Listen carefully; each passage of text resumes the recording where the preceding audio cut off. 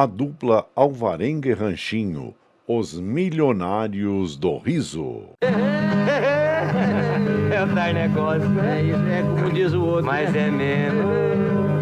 Opa, vamos. Murilo Alvarenga nasceu em Itaúna, Minas Gerais, no dia 22 de maio de 1912, e Dieses dos Anjos Gaia, o Ranchinho, nasceu em Jacareí, São Paulo, no dia 23 de maio de 1913. Uma dupla que deixou marca na música sertaneja raiz, e são lembrados até hoje por muita gente.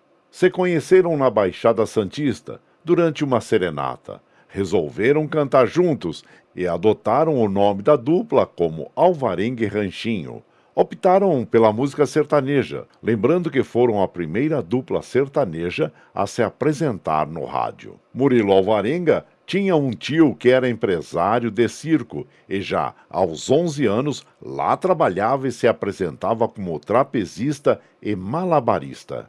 Mais tarde se firmou como cantor de tangos nos espetáculos do Circo Pinheiro. Ranchinho se apresentava na Rádio Clube de Santos, cantando músicas românticas, e uma de suas canções preferidas era No Rancho Fundo, de Ari Barroso e Lamartine Babo. E, em função de sua estatura e da canção preferida, adotou este nome artístico. No início, cantavam e interpretavam um repertório sério, cantavam até tico-tico no fubá. E entre as músicas, algumas falas engraçadas, uma piada, e a plateia gostava. Percebendo isso, passaram a interagir mais com o público, com casos engraçados, paródias, caindo no agrado geral. Em 1933, oficializaram a dupla. No ano seguinte, vieram para a capital, São Paulo, pois a fama da dupla chegou aos ouvidos do maestro Breno Rossi, que respondia pela orquestra da Rádio São Paulo,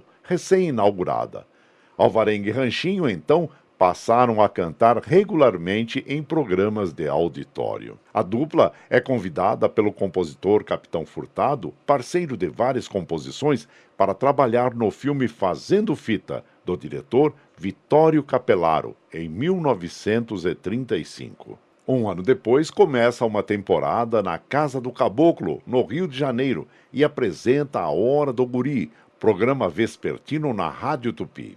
Ariovaldo Pires uniu-se à dupla Alvarenga e Ranchinho e lançou no rádio A Trinca do Bom Humor. Apenas 3 anos de dupla formada, Alvarenga e Ranchinho eram cômicos, atores de cinema e dupla caipira, sem nem mesmo terem nascido na roça. Em 1936, grava o primeiro disco pela Odeon, A Moda de Viola, Itália e Abissínia, com Capitão Furtado, e o Cateretê, Liga das Nações. Em 1937, em parceria com Erivelto Martins, lança a marchinha carnavalesca Seu Condutor. Há de se registrar que a dupla teve 3 formações. A primeira com Dieses Gaia, de 1933 até 1938, sendo que às vezes Gaia abandonava a dupla e retornava tempos depois. E assim foi até o ano de 1965. Fato que se tornou até corriqueiro nos 27 anos juntos. Quando Diese saía, Alvarenga chamava Delamare de Abreu, o Bentinho, para fazer as vezes de Ranchinho, que era irmão de Murilo Alvarenga por parte de mãe, e que fez dupla com ele por 2 meses na década de 50. Delamare, mais tarde, deixou o palco e passou a ser pastor protestante. E o terceiro Ranchinho foi Homero de Souza Campos, que também integrou o Trio Mineiro, juntamente com Bolinha e Cosmorama, e que chegou a gravar 12 discos de 78 RPMs. E, com Alvarenga, Homero gravou 15 discos, entre 78 RPM e LPs.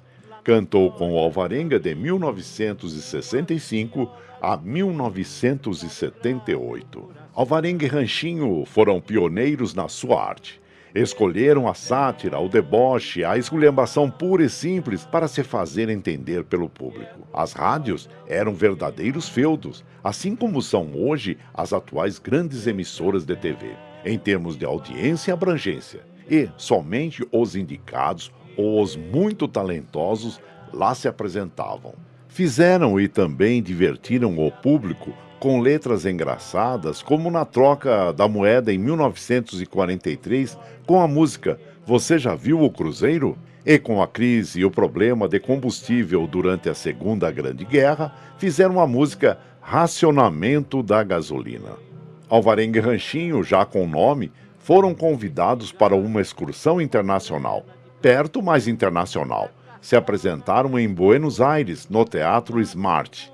E ao voltar para o Brasil, foram contratados pelo Cassino da Urca, do Rio de Janeiro, onde ficaram durante 10 anos, até o seu fechamento quando da proibição do jogo no país. Em 1950, acontece a segunda apresentação internacional da dupla. Durante um mês, ficaram em cartaz no Cassino Estoril, em Lisboa, Portugal. Em 1959, Alvarenga e Ranchinho, com o surgimento da televisão e, como outros artistas, deixaram a rádio de vez. Que, embora novidade no Brasil, a TV era tida como o futuro da classe. A dupla, se levados com rigor alguns quesitos como a voz, melodia, formação musical e uma desejável beleza que pudesse encantar o público feminino, não tinham. Mas o público na época era ávido de críticas à situação do país e políticos. E assim, tudo foi motivo para Alvarenga e Ranchinho encontrarem a graça. Políticos não eram poupados, e qualquer ato do governo servia, se não para uma música, ao menos para o diálogo entre uma cantoria ou outra. Tudo o que tinham para dizer, o público delirava, e eles acumulavam problemas com delegados de polícia, a censura do governo, o DIP, Departamento de Imprensa e Propaganda, que existiu durante o primeiro governo de Getúlio Vargas. O Estado Novo enxergava subversão e desrespeito, e por isso vetava músicas que não podiam ser gravadas. Em 1939, suas sátiras os levam à prisão 4 vezes, até que, a convite de Alzira Vargas, filha de Getúlio Vargas, eles cantam seu repertório para o presidente da República no Palácio das Laranjeiras. Na presença de Getúlio, Alvarenga e Ranchinho não mudaram uma vírgula do repertório e estranharam ao ver o presidente sorrindo das sátiras, cujo alvo era justamente ele, e Getúlio deu ordens ao DIP para não mais incomodar a dupla e resulta na liberação, a mando do próprio chefe do Estado Novo, da execução de suas músicas em todo o território nacional. Alguns políticos souberam e, mais tarde, contratariam Alvarenga, tido como o cérebro da dupla para, em suas campanhas, atacarem os adversários. As músicas ou paródias de músicas eram feitas sob encomenda e faziam tanto sucesso quanto as originais. As sátiras, porém, não só ridicularizam publicamente os políticos, como contribuem para a promoção de alguns, como o governador de São Paulo, Adhemar de Barros, e o presidente Juscelino Kubitschek. Já com Jânio Quadros, a dupla tem problemas, quando o candidato à presidência proíbe o disco Alvarenga e Ranchinho e os Políticos, de 1959, e multa as rádios que tocam suas sátiras. Por outro lado, suas composições fazem uma caricatura da própria sociedade brasileira, que se queixa das dificuldades, mas no fim das contas, prefere deixar as coisas como estão. Com as apresentações reduzidas e os convites minguando por conta das novidades, como a bossa nova, a tropicália e a invasão da música estrangeira, Alvarenga e Ranchinho se voltaram para o circo e o interior paulista. Embora reconhecidos em praticamente todo o país, Alvarenga e Ranchinho não chegaram a fazer fortuna.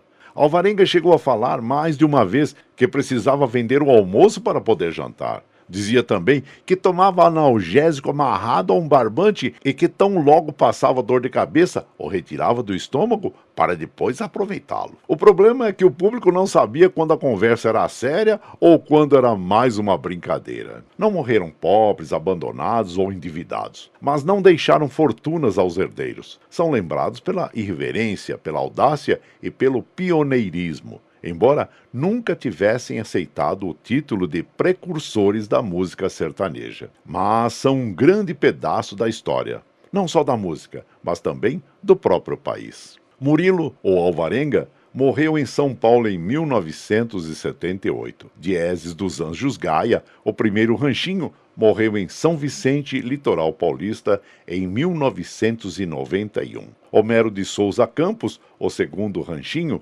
nascido em Campos Gerais, Minas, morreu em Guarulhos, São Paulo, em 1997. De Delamare de Abreu, ou Bentinho, eventual substituto de Ranchinho nas crises da dupla, não há notícias.